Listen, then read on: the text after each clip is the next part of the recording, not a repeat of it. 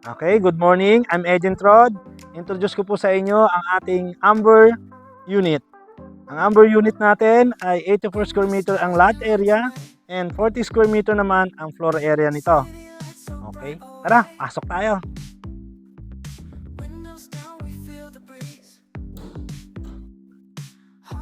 Itong turnover natin is the actual turnover. Makikita po natin, naka-vinyl tiles na po ito.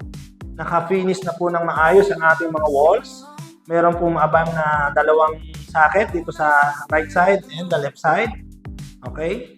And well ventilated po tayo. Mapapansin nyo po, malalaki po ang mga bintana natin para po in the future, hindi po tayo mainitan. So far, ito po yung design ng Philinvest para sa mga ventilated houses.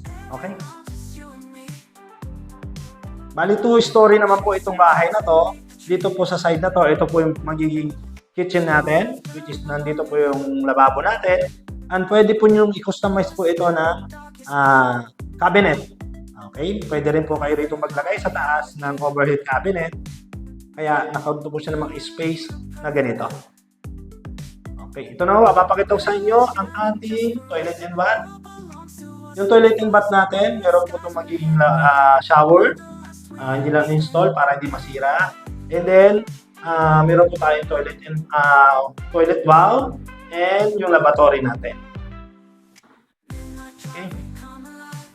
Akyat po muna tayo sa taas para makita po ninyo itong 2-bedroom natin.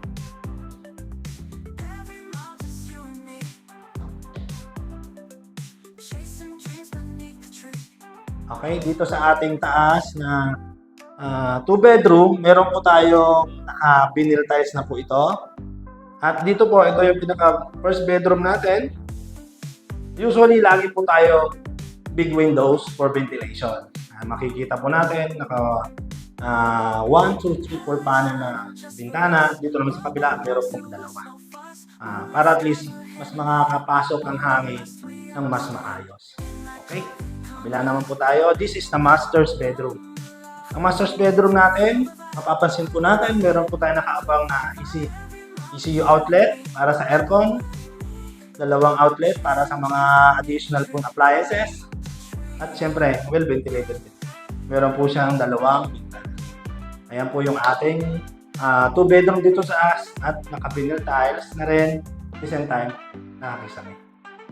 Okay, gamit nyo na lang po ang inyong dadaling dito. Okay, ito lang pababa. Papakita po ko sa inyo sa likod naman, yung space pa. Since 84 square meter po ito, mas maluwang pa po yung lote na pwede nyong improve. Okay, dito po sa area na to, meron pa po kayong 2 meters from the wall. Pwede po inyong i-set up ito. Ito, pwede nyong gawing laundry area at kitchen. At dito siyempre, space for parkingan.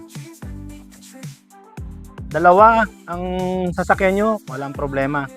Kaya niya i-accommodate ang dalawang sasakyan. So far, yan po ang pinaka-the best feature ng ating Amber. Ample of spaces, lalo na sa parkingan. At the same time, very spacious sa loob.